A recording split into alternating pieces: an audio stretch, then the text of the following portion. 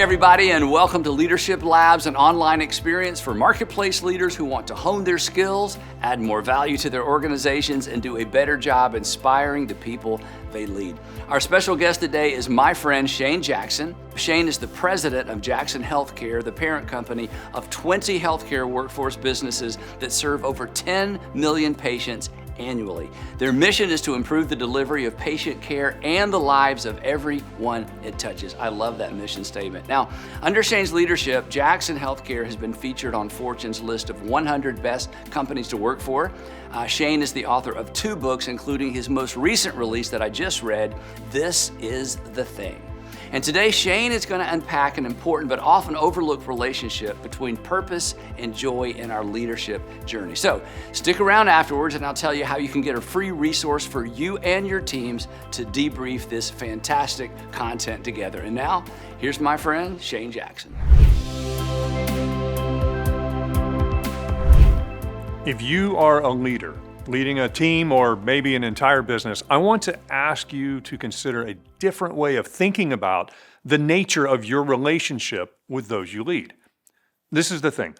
I think that leadership today is fundamentally different from what it has been for almost the entirety of human existence.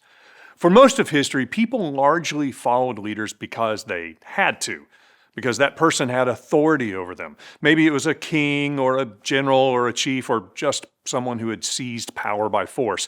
But basically, the deal was you either did what the person in authority said or there were pretty dire consequences.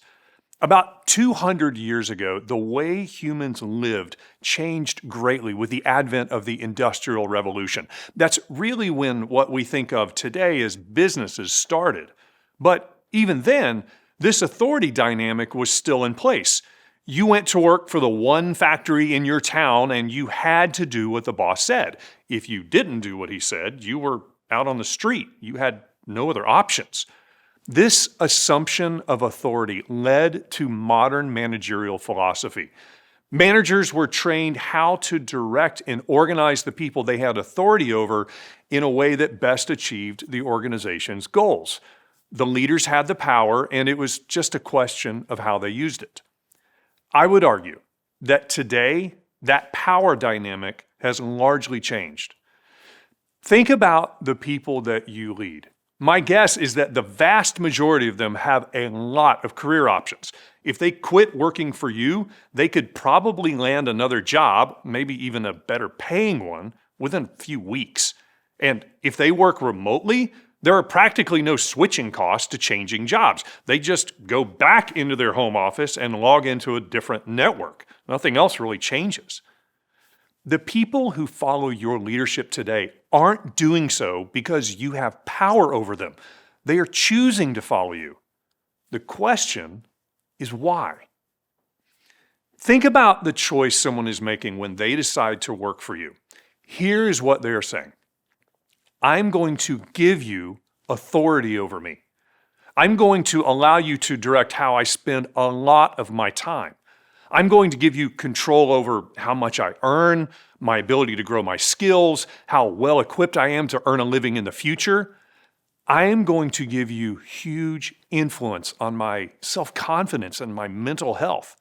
I am willingly going to put all of those things in your hands. I'm going to give you huge influence in my life. Why? Because I think you will use that influence in a way that is good for me. Now, the people you lead aren't using those words, and they probably aren't consciously thinking all that, but by choosing to follow you, that is what they are doing. So the question for leaders is, how are we going to use that influence? What is the outcome we desire that will come from how we use the authority that has been given to us? What do we want the result of our leadership to be? Now, the challenge is that trying to answer those questions leads us to a whole list of even deeper, even more challenging questions. Questions like, what's important to me? What do I believe? What do I want the outcome of my life to be? Why am I here? We generally don't like to talk about that stuff. We don't even like thinking about that stuff. We tend to shy away from questions like these because they are uncomfortable at best and depressing at worst. They're uncomfortable because there aren't easy answers and we have to really work through them. Talking about them, especially as a leader, can be controversial or even divisive. And we've learned as leaders to largely avoid topics that are divisive. Thinking about these things can be depressing because we may think that maybe there are no answers to questions like the purpose of my life. And even if I do have a purpose, and even if I could somehow know what it is, the reality of the demands of my life don't leave time for things like purpose. I have to go to work and get food on the table and get my kids to do their homework. There's no time for these lofty ideals. Asking and answering big questions is hard. But I want to convince you that the stakes are too high not to try. Here's something else we don't like to talk about or even think about, but we know to be reality. Time is the one truly non-renewable resource. You get one shot with time. Once today is gone, it is gone forever. I don't want to, and I don't want you to look back at the choices you have made in how you spend your life and regret. Regret the opportunities you wasted, the experiences you could have had, and maybe the circumstances your choices created that you are now suffering through. We need to start by taking the pressure off and removing this delusion that thinking about deep questions means that we all need to become Gandhi and change the world. Thinking about things like purpose is merely creating a framework for deciding what choices you want to make. And by the way, you make a lot of choices. It may feel like your life is prescribed because of all the things you have to do, but you are still choosing to do them. No one came to your house this morning, grabbed you by the back of the neck, and forced you to go to work. You chose to do that. We hide behind this lie that we have to do things because it lets us off the hook from the ramifications of our actions. The reality is that we are choosing to do almost every action we take. And when you begin to own that fact, that you are choosing what you are doing in your life, then you are empowered to make different choices and maybe also embrace the choices you are already making. Now, to make any choice, you have to decide what you want the outcome of that choice to be. If you are driving and have to choose between turning left or right, you have to first decide where you're trying to go. The purpose of going left is to get you to your desired destination. Whenever you choose to do an action, you have to first determine what the purpose of that action is. Purpose is simply the desired outcome of an action. So when it comes to thinking about the purpose of our life, what we are asking is simply, what is our desired outcome for our life? Or in other words, what is the experience of life we want to have? My framework for understanding purpose in life is simply this. How do I live the most joyful version of my life? That's it. How I, not anyone else, how I live the most joyful version of my life. Now, I like to use the word joyful instead of happy. Most of us, when asked about what we want out of life, would say, I just want to be happy. Happiness is kind of this elusive, hard to understand thing. But when you dig down, generally what we mean when we say we want to be happy is that we want to feel happy. Psychologists call the feeling associated with happiness joy. We use the word joy when we describe the way a child reacts when coming down the stairs on Christmas morning to see the gifts that Santa brought. Her face had a look of pure joy. When we talk about wanting to be happy, that's the emotion that we long for. Joy is the emotional reaction that comes from getting something you really want or desire. So here's why I like thinking about joy instead of happiness. If feeling joy comes from getting something I really desire, then I can experience joy in one of two ways.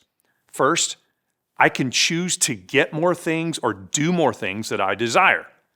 Or second, I can choose to be content with the things I have, such that what I have is what I desire. Either way, I am in control of whether I feel joy. So, if my purpose is simply how I experience the most joyful version of my life, what do I want that experience to be? I want to give you 3 things to think about to maybe start, maybe restart, or maybe continue your journey of thinking about purposeful living. I think that understanding my purpose, the experience I want in life, lies at the intersection of understanding my passions, my strengths, and my legacy. Passions are those things that arouse my attention and energy. They're the things that no one has to convince me to do. I bounce out of bed, I jump in, and am all out. I seem to have a boundless source of energy when it comes to my passions. If I am going to be purposeful about the choices I want to make in life, I definitely want those choices to involve things that I am passionate about. Strengths are the things that I am good at, the things that work for me in getting the results I want, the things that people come to me for or ask me about. Again, if I am choosing to do things, I want to choose activities that allow me to use my strengths to get the results I desire. Legacy is the impact I want to have on others. What do I want people who encounter me to experience? How do I want them to feel about me? How do I want my choices to affect them? And by the way, when you are considering legacy, make sure you consider the legacy you are leaving to your future self. How do I want the future me to experience life? And how are the choices I am making today impacting him? Viewing your choices in life through these lenses changes things. When was the last time I did something I was passionate about? Is what I am choosing to do in my job really allowing me to do things I'm good at? Are the choices I'm making today having the impact I want to have on others? How is what I'm doing today going to impact the future me? These are hard, uncomfortable questions. But again, the stakes of not answering them are so high. We only get one shot at this. And especially as leaders, we have been given an opportunity to have even more choices and more impact than most people. How am I going to lead? Is my leadership going to lead to the experience I desire for others, what I desire for me? Now, before I finish, I want to acknowledge that this is a far above average audience. In my experience, the people who watch Leadership Labs are people who are very aware of their influence as a leader and really want to do it well. Hence, why you watch Leadership Labs, so you can keep getting better. And maybe you are someone who is very aware of your purpose and what you want out of life. If that describes you, here's my challenge to you. Be bold. Over the past several years, I've had the opportunity to speak to audiences of thousands of leaders about things like culture and leading intentionally. Because those topics naturally lead to these kinds of deep personal questions, occasionally at the end of a speech, someone will stand up and ask me something like, "Hey Shane, how do you think about the purpose of your life?" Like when I'm on stage. Believe me, that is really awkward. For years, I was really good at giving some platitude to largely avoid giving a real answer. It wasn't until one time when I was sitting with someone I worked with who was obviously struggling that I realized that we all hit a point in our lives where suddenly we are faced head on with deep questions about our life. Maybe it's the pressures, maybe it's a disappointment, or maybe it's a tragedy. But something shakes us, and we can no longer ignore these questions that haunt us. It's the day when we ask ourselves things like, why did this happen to me? What happened to the person I thought I would become? Is this all there is to life? I've been there. You've been there. And the people you lead have been there if they aren't there right now.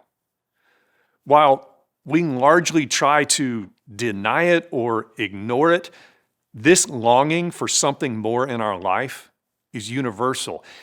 And as a leader, just as a person, by choosing to engage, you have an opportunity to truly impact others like no other. So on that day with my colleague, I decided to dive in and be bold. I opened up and talked about things I didn't usually talk about. And I've been doing it ever since, and it is so rewarding. It's why I'm speaking about it now and even wrote a book about it. Don't look back on your time as a leader and wish you had used your influence in a way that allowed you to live out your life purpose and impact those you lead. Be bold. But this isn't just about avoiding missed opportunities. It's about getting to experience the incredible joy of living and leading purposely.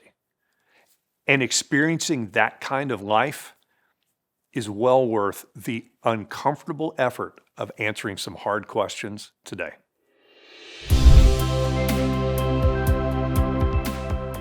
And I couldn't agree more. Now, to keep this conversation going, we've created a free resource that includes questions for reflection for both you and your team. Just visit the link at the bottom of the screen. We've also included a link to Shane's newly released book, This Is the Thing. As always, thanks so much for joining us at Leadership Labs, and we will see you next time.